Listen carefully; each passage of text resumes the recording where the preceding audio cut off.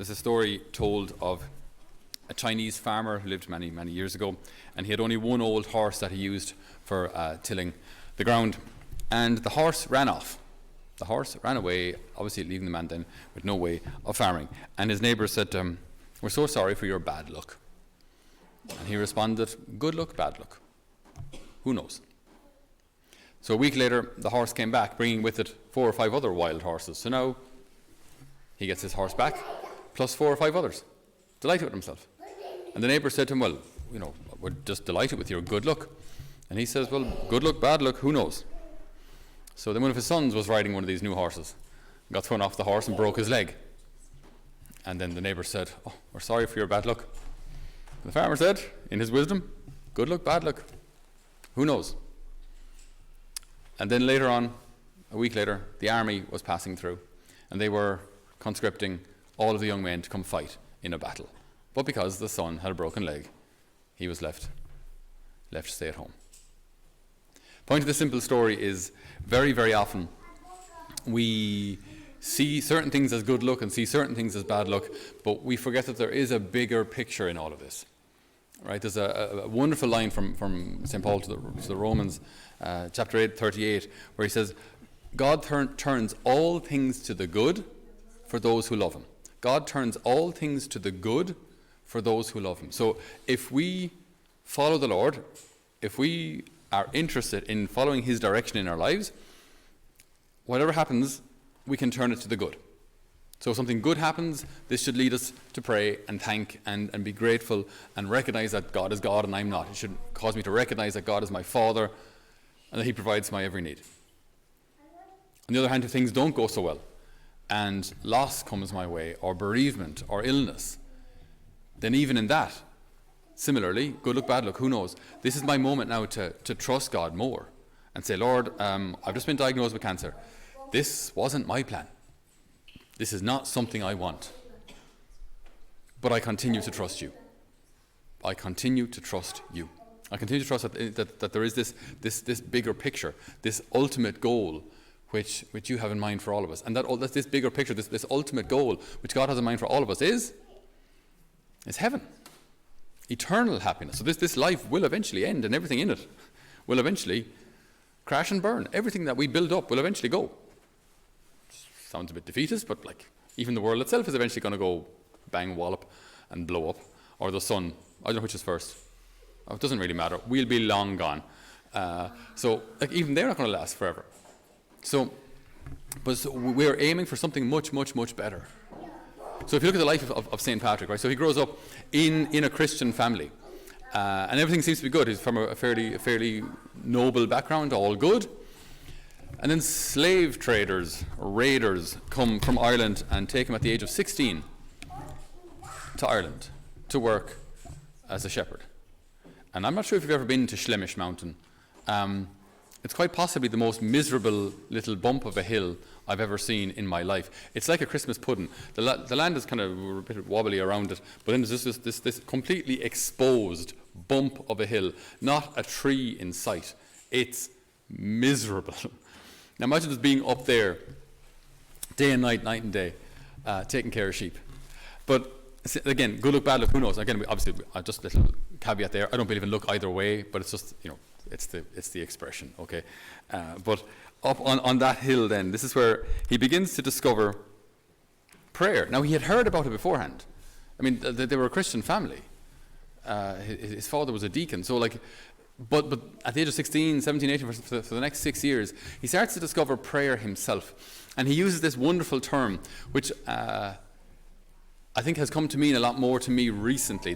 Probably the last kind of 6 months, it's something that has come up a couple of times. He uses the term about God. He refers to God as his anam cara. Anam cara. So anam is your soul, and cara is your friend. The friend of my soul. So this is back in he was born in 387, died in about 460. So he was discovering all of this in the early 5th century. This personal relationship with God. And to see him as a friend. And my goodness, I just find St. Patrick is, yeah, obviously you know my name is Patrick. What you don't know is my real name. Ha. The name that I use to avoid tax. So I was given the name Patrick. That's not my baptismal name. We'll keep it a secret, I think. So in our community we're given a religious name. So I was given the name Patrick, and I was 23, I think, was when my superior they prayed about it, and he gave me this name Patrick. And what that means is St. Patrick is my saint protector. So he's supposed to be my example, a kind of a saint that I follow. And when I read through his writings,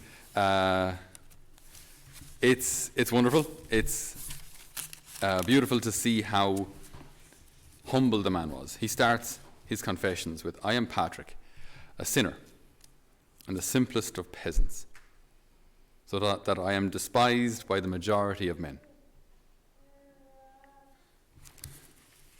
So often in his confessions he speaks about his ignorance, that he wasn't very good at Latin apparently.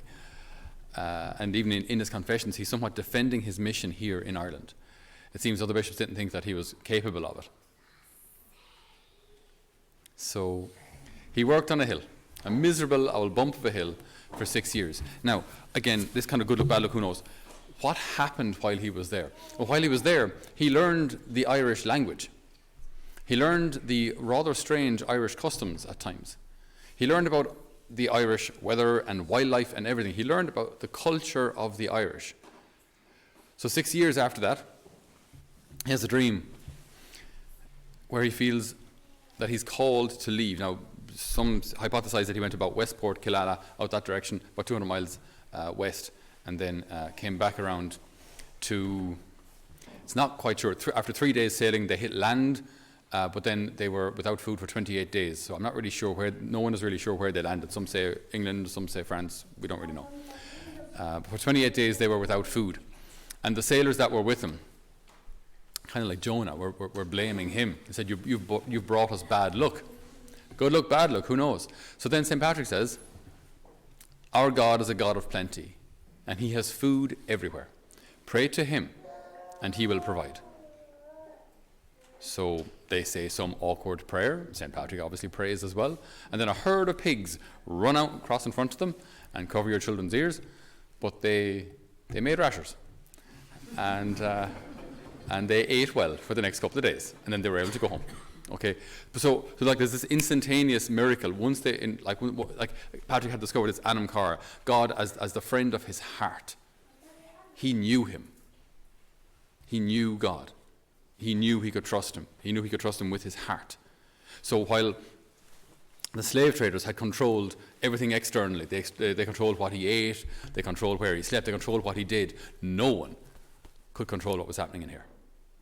So amidst all that adversity and slavery and poverty and misery and cold and wet and briars and brambles and thistles and bunions, God was working in his heart and was forming him into a missionary and forming his heart into that of a saint. So he gets back home and they're all delighted, but he feels the call of the Irish. And in a dream he sees Victoricus arriving with a large bag of letters,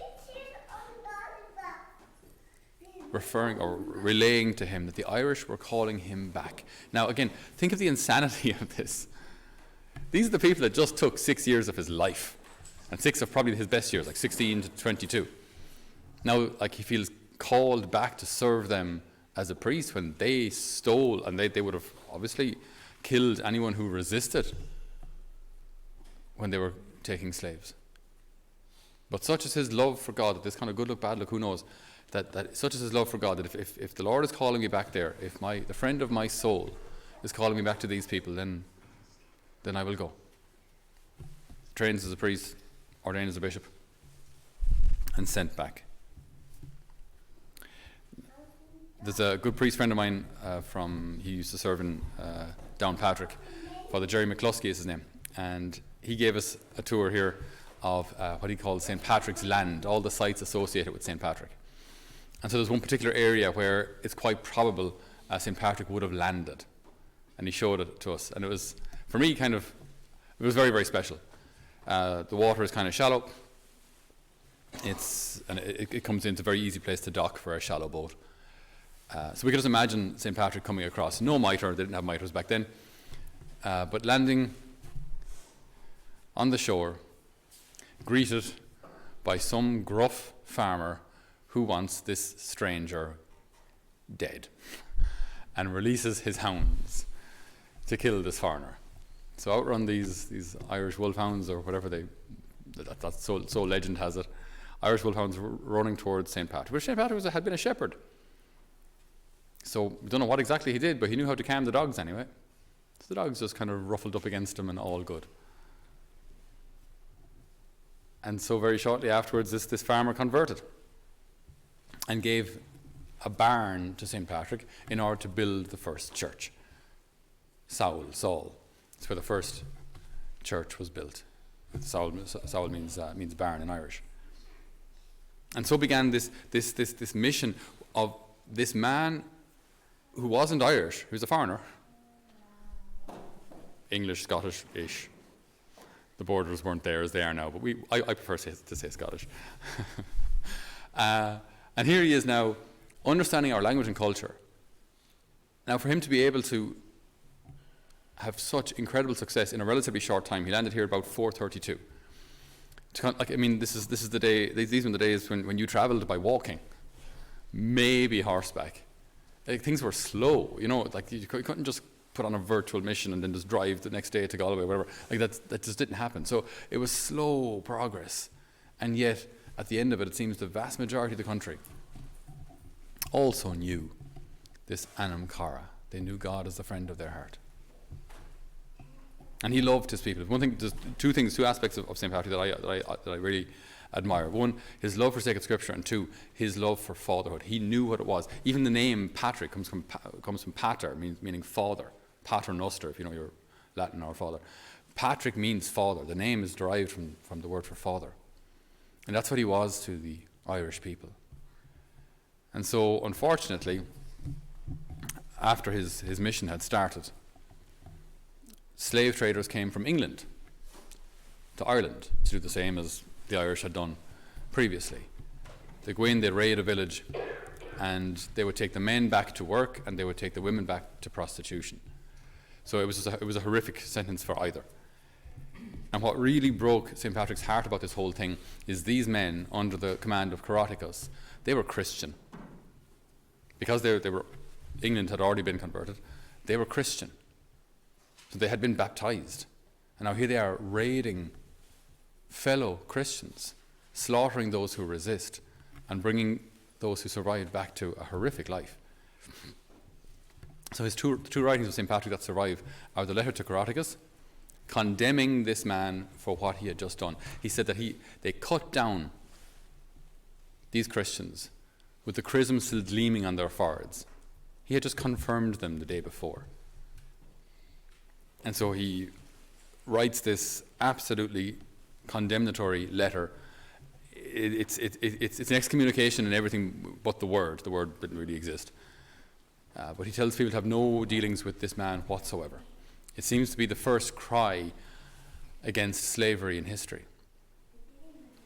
This was St. Patrick, a man who loved his people, a man who knew his people, and a man who would give his life for his people.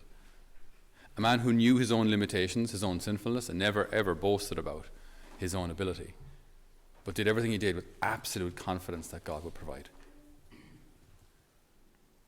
So today, we ask for the renewal of the faith here in Ireland. We ask for the renewal of our seminaries, the renewal of priestly vocations, the renewal of the faith in parishes, parish pastoral councils, that we may continue to hold on to this personal relationship with our Anam Cara, the friend of our soul, that we might know God, that we might know his heart, and that we might begin to fulfill our role in renewing the country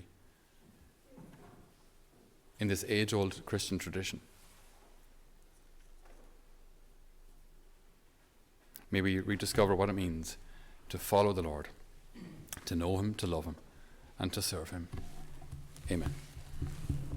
So, dear brothers and sisters, I'd just like to take this opportunity to thank you all for joining us on YouTube or on Paving the Way Home or on Spotify, wherever you've listened to these homilies. Thank you so much for being part of our mission and for continuing to support our mission. It was a great gift that during lockdown we could branch out or broaden our outreach so much through technology. So that's been a wonderful privilege and honour. I'd ask two things, if I may. One, that we'd really appreciate your prayers for our mission. So we have our young people here with us this year, and then there's a youth ministry, family ministry, and hopefully in the near future men's ministry, which we hope to engage in. So we'd ask for your prayers for all of those outreaches. And if you feel that the Lord is calling you to support us also financially, we would greatly appreciate it. Running a place like this is not cheap, and we do need benefactors' help to keep the show on the road and to keep our doors open and to keep this place of formation alive for the young people that come to us. We have opened our applications for next year as well. So if you know anybody who might like to apply, they can do so through our website, holyfamilymission.ie. And also, if you'd like to make any donations, you can do so through our website, holyfamilymission.ie, or send us an email if you'd like to arrange some other form of donation. But we would be greatly appreciative of any support that you can give us through your prayer and through your financial support. All right. So God bless, and we're praying for you here in Holy Family.